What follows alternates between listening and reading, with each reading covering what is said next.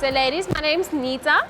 I'm coming from two different organizations, Women Talk and Talk the Talk. Did your teachers tell you why you're coming today? Did not say, they just said, let's go. Okay, well, we are a motoring magazine and we focus specifically on women empowerment and ladies within the industry because, as you know, when you walk into a dealership, there's a lot of men. There's a lot of men and we want more women in here. So that's why we're here. We're going to tell you a bit more about us today. We're going to give you a bit of a motivational speech and then we're going to show you a bit about the cars. Okay, you excited? You don't sound excited. Are you excited? Gosh, nobody told me you're going to be this pretty, eh? They just said we're expecting 10 or 9 girls, 9, but they didn't say you're so pretty. Look at you, even without the mask. Okay, so sweeties, as I said, my name is Nita. So I'm going to tell you a bit about our founder. Our founder, Desh Pechin, she is a motoring journalist as well. She started all the companies. She's a very, very busy woman so she asked me to come speak to you ladies today. So when she was 15, something really, really bad happened to her. She was raped by 5 men. And then when she was 19, from the age of 16 till 19, she suffered from GBV. Who knows what that is? Gender-based violence, yes. So because of the struggle she went through, she decided it's a very bad pain and she doesn't want other girls to go through it as well.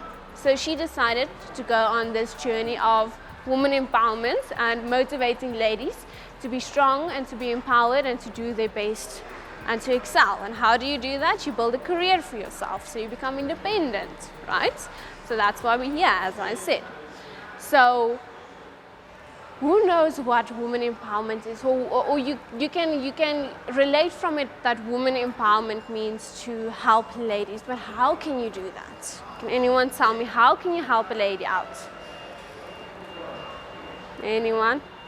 Maybe offering her ear to listen to you, maybe advising her a bit, supporting each other. That's empowerment. Something simple. Something as I didn't go to school today, asking your friend what homework you missed out or helping her, teaching her the lesson that she didn't know. That's something very simple that can help her a lot because when she's going to be in the test, she's going to know what's happening. That's something very small, but that's how we start. With the small little acts that we put together, they build up to something big. Okay. So you guys excited about today? You don't sound excited. You're excited, I can see. Well, if you're like me, I'm excited about food, and I heard afterwards we're having delicious burgers. That's got me excited. I don't know about you. Okay, so first we're gonna have Denise. She's gonna speak to you girls a bit as well. So Denise works at this dealership, and she showed us the floors. There's, I think, 4 floors? 4 floors. It's a big dealership. Yeah. So she's gonna speak to you girls first. Okay. Okay, let's give it up for Denise. Hi everybody, how are you? Okay, so as you can see, I'm not actually a bit of a person with speeches, so I came with my equipment here. So I'm Denise. I'm the customer relations manager for our dealership. So I got a little story for you guys that I want to read to you guys, where just to enlighten you how I've actually started up in the motor industry. Okay, so I started off as a receptionist 15 years ago at Hatfield VW Melrose in 2006. We were actually not Hatfield by then. The first day of the interview was with Mr. Rani Pillay, who's actually our financial manager right now, and who actually told me to start immediately after my interview. Basically, the determination within me actually showed him that I should start immediately. So I was actually the face and the voice of the dealership. I felt I needed to be doing more while I was a receptionist, so I took it upon myself to actually learn more from the desk. So I would basically help with the F&Is, load deals. I would help with the bookings in the booking desk. I would also assist where I could assist, okay? So thereafter I got promoted as a cashier, then from a cashier to a bookings clerk, and then from there as a service advisor. And then gradually I actually got promoted as a CRM at Hatfield VW Melrose. Then thereafter I made my way to my new home at Hatfield VW Melrose. So basically, what I actually do, right, is I actually basically I actually do customer feedback. So I basically contact all our customers where I deal with customer complaints. I also assist with our sales team with regards to good customer service, as well as our technicians as well to render good customer service. So any bad customer comments that we do get or complaints, we take it as a learning curve and we actually better ourselves in it. So basically, I just want to tell you the 4 pillars that we actually honor at Hatfield VW, okay? The 4 pillars that we honor at Hatfield VW are people, brand, ethics, and community. You see, we see our customers as partners, and honest relationship and delivering service excellence are the foundations of this partnership. At Hatfield, we strive to turn the working environment into a great place which inspires people. Everything we do at Hatfield should benefit our brand as a whole. This ensures we're always setting the benchmark rather than aspiring to be better with a decade of innovative vehicles, tailor-made solutions, and customer service excellence. We not only meet our customers' unique business demands, but constantly exceed them. The service is at our heart. Everything we do, we can only deliver levels of excellence service of business from our hearts. We love what we do, and we do it with the utmost integrity and respect. Above all, Hatfield is part of a community, and we need to support our community. Growth and development in the same way we nurture our own business. Now, you're probably thinking about the stigma which is behind the motor industry is men for men. Who said we, as women, can't advise the next person anything regarding a vehicle, be it manufacturing to handing over to a happy customer?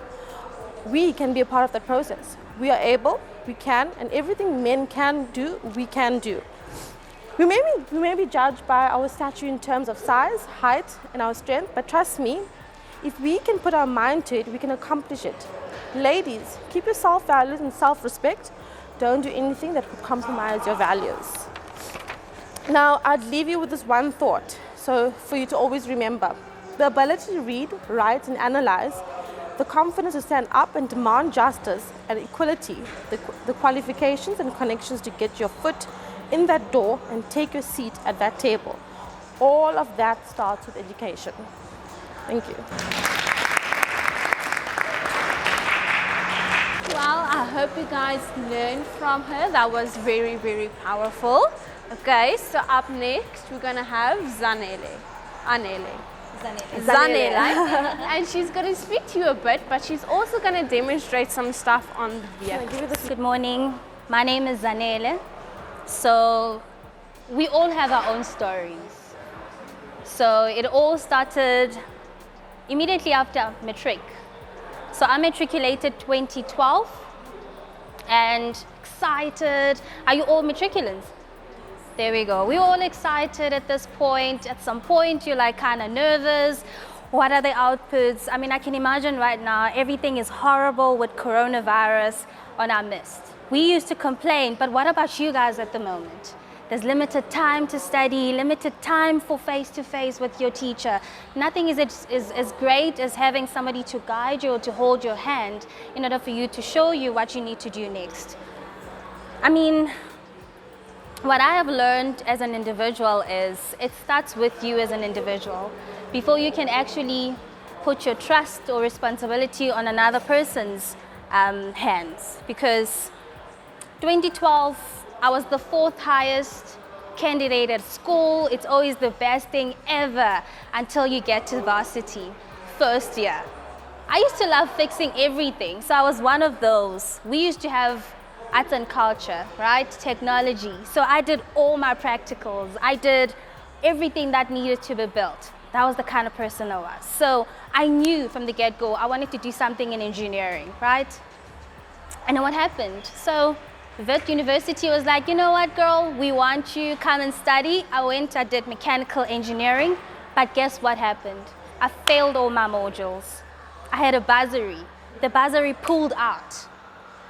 What now? What do? You used to be the best. Now you feel like you're the worst person under the sun.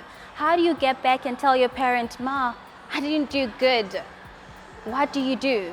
But that's not the end of the road, right? That's not the end of the road. There's FETs, right? There's colleges that you can go to that can actually help you, to nurture you and to show you or to lay that foundation regarding to what you want to achieve in life. So I went to an FET school because I didn't have funding.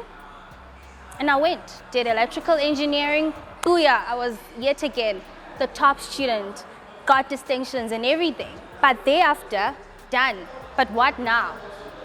No opportunities, no internship. But because if you master what you know how to do, if you master the craft or what God has put and trusted you with, you're guaranteed something in life. So I was good in maths and science.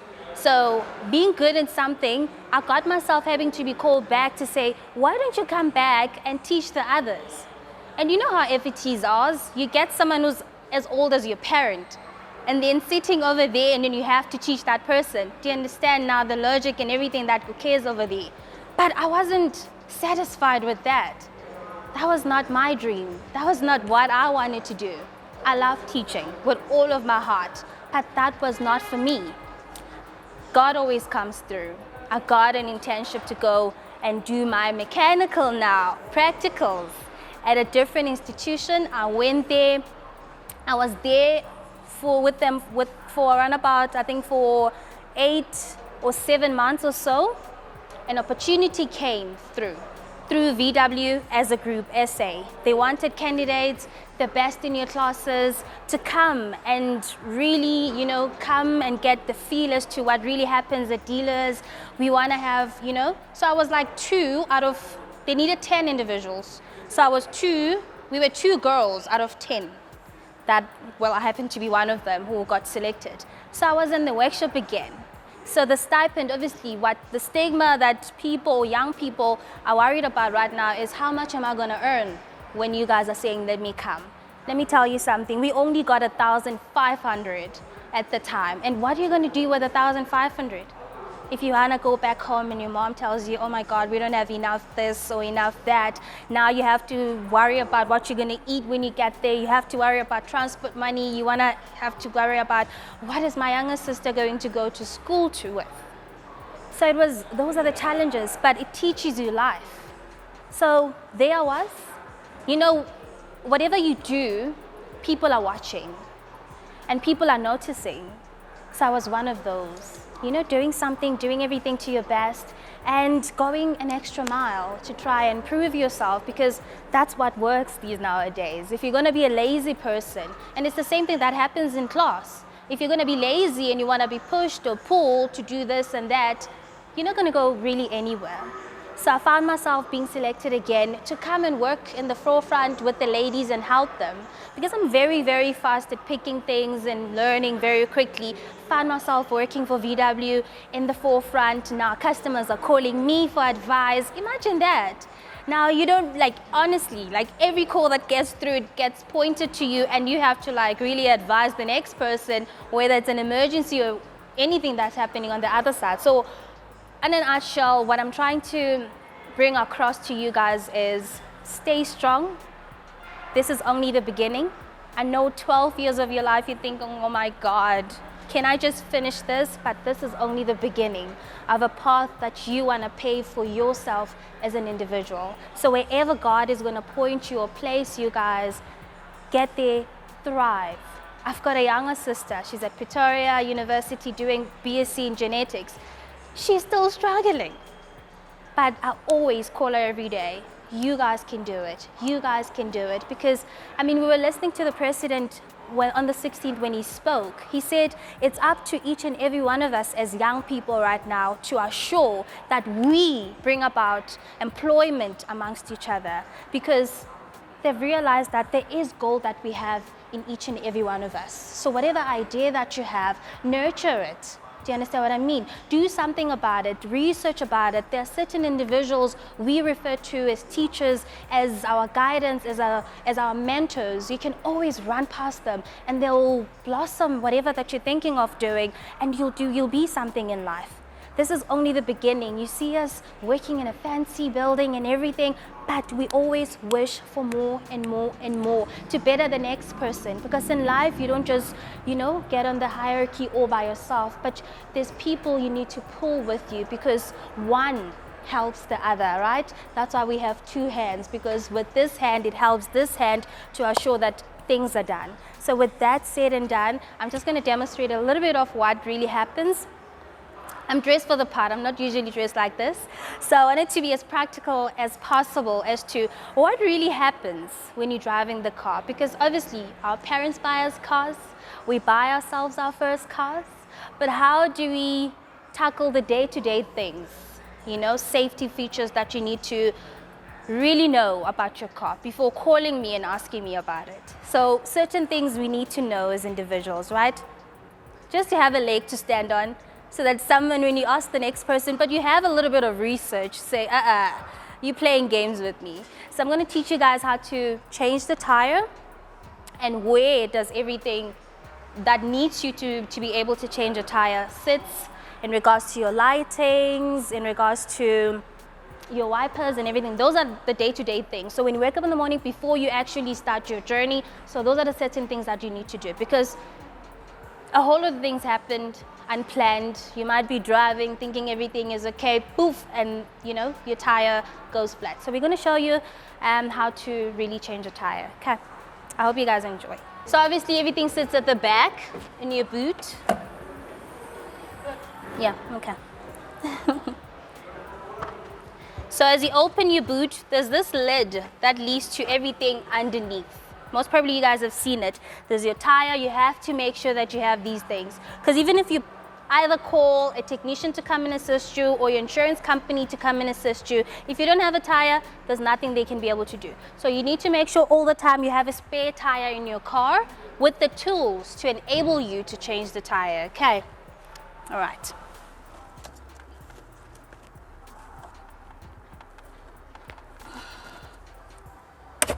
Okay.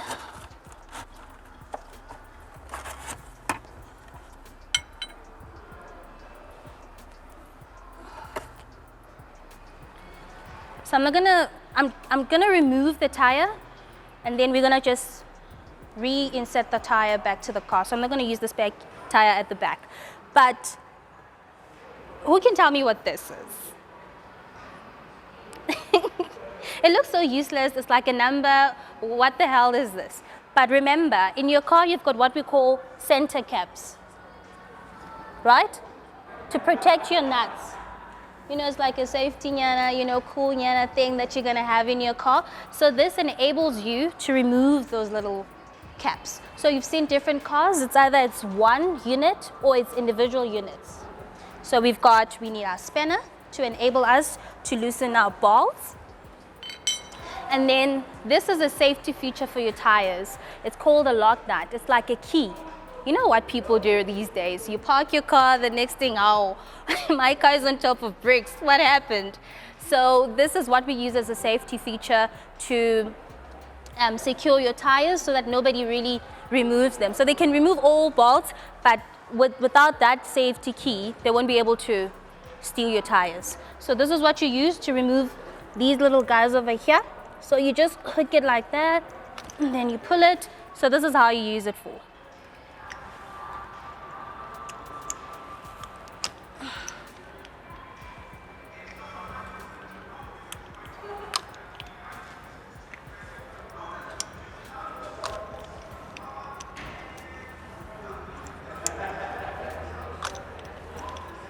So as you can see, not all the bolts look the same.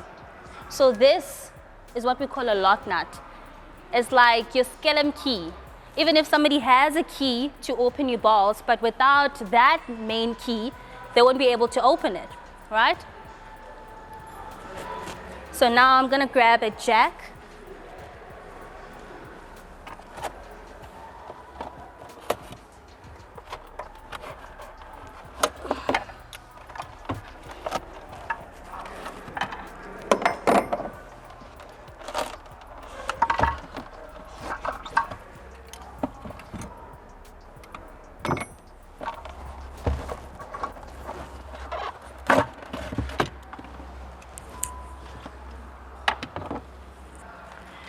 There we go. So we've got different types of jack. So we've got this jack that comes standard with your vehicle. So they don't just sell you a car, but it comes with tools in order for any emergency that is bound to transpire. So this is what you need. Even if you can't do it for yourself, if you seek help from someone else, these are the kind of tools that they're going to need to enable help for you. So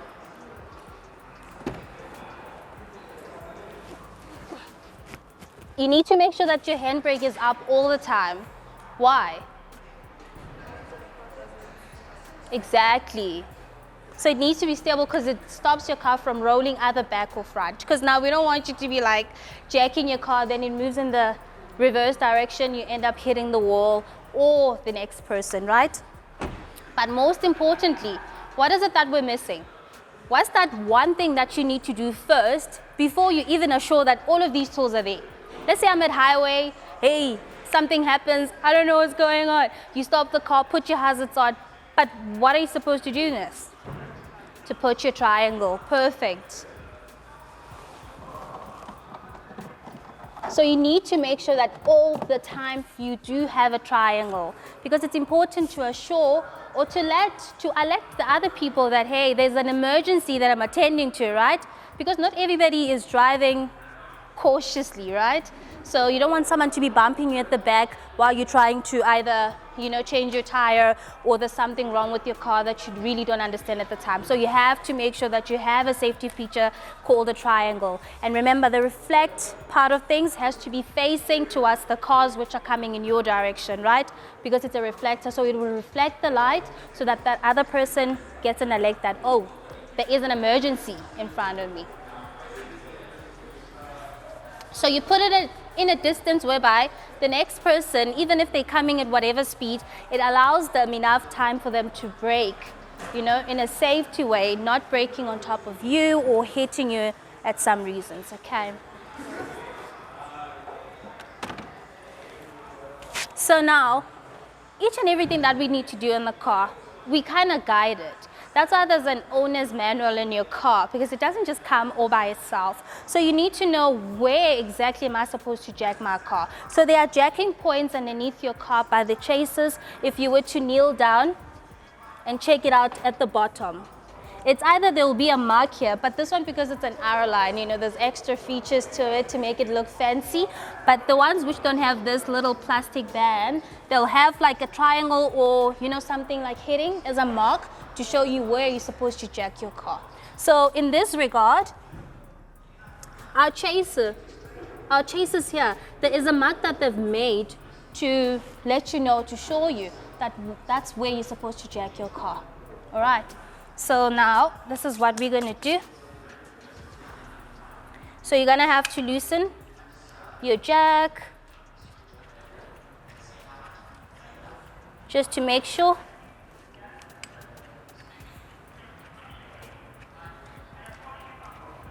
To enable it, obviously, to go underneath your vehicle, right?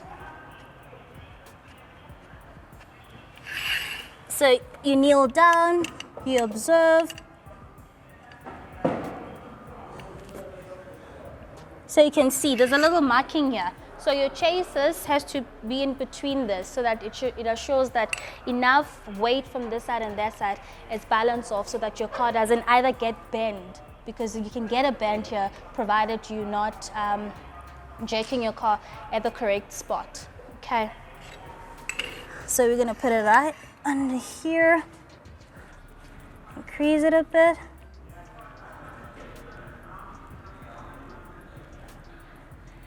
There we go. Just move all this out of our way.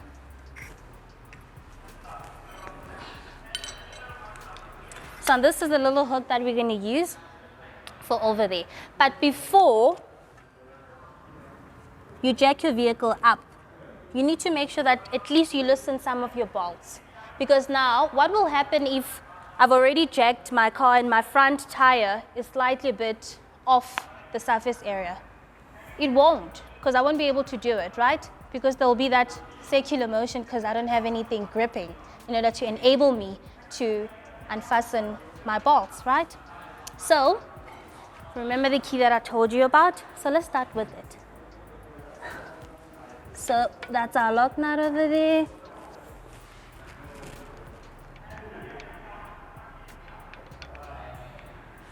So you need to make sure that it's in a perfect position, because now you don't want to strap your threads, right?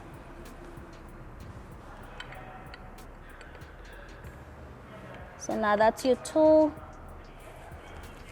So now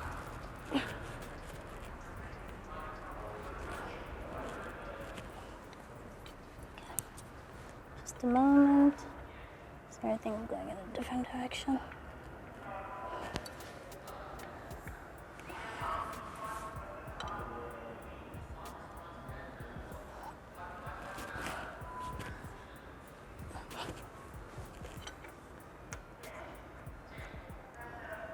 There we go. So now the first one is a bit loose. You go to the next one.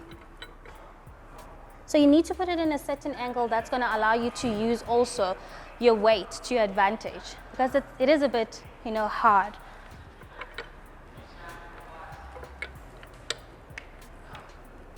There we go.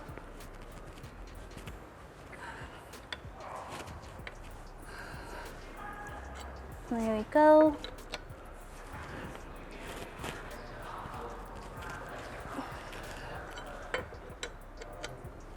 There we go.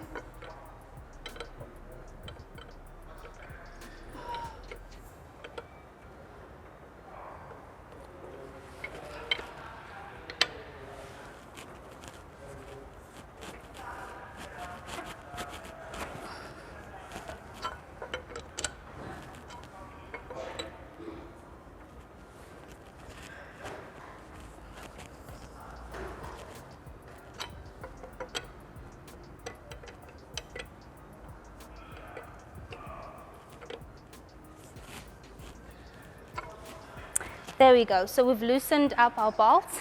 So now we can slowly jack the car up.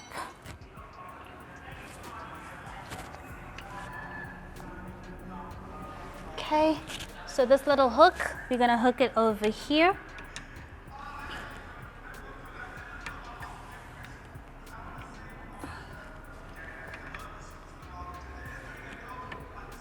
There we go. So you need to make sure that it's perpendicular to your direction. So now we're gonna start jacking our car up.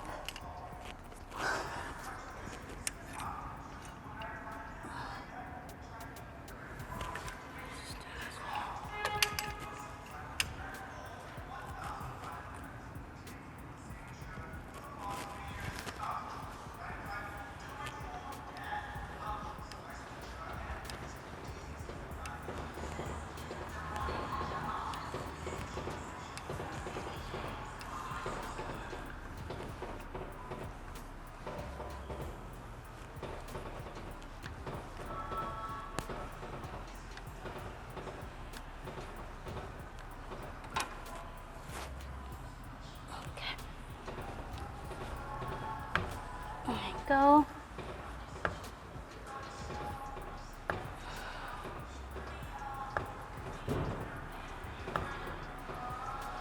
It's not so hard, eh?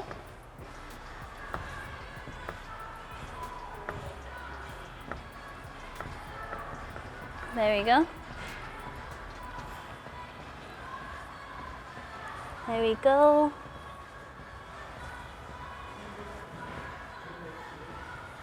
There we go.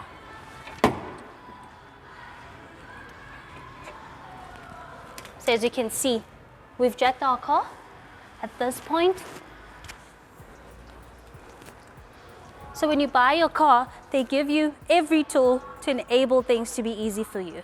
So this is what you use now to remove the rest of your bolts. Isn't it that you've already unloosened them, all right? So you use this tool.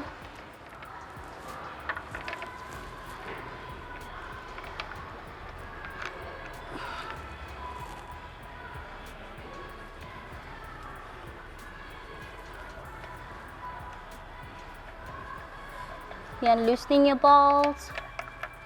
There we go.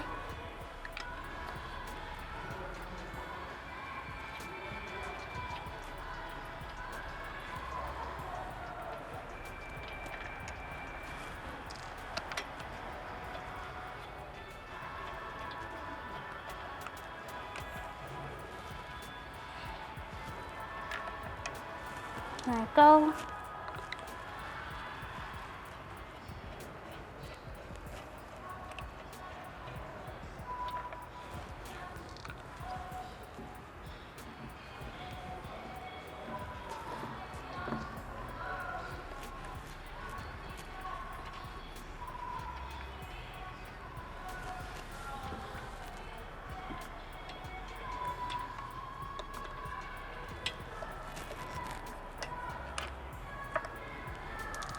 There we go. So you need to be in a position whereby as you're removing it, it doesn't, fall off to hurt you or something. So there we go. We've got our wheel out. You change it. You always have a spare wheel at the back in order for it to change your flat tire, right? And then so what we're going to do, I'm going to replace the same wheel in, but it looks the same way. It's just that, if a spare wheel, it is a spare wheel. It's not the main wheel, so it'll be like slightly a bit thinner than this one. You've seen it, right? With not the same rim as the original one that you have. So it's just for the time being. In order for you to just get to the nearest tire specialist to get another tire in order to enable you to drive perfectly again. All right.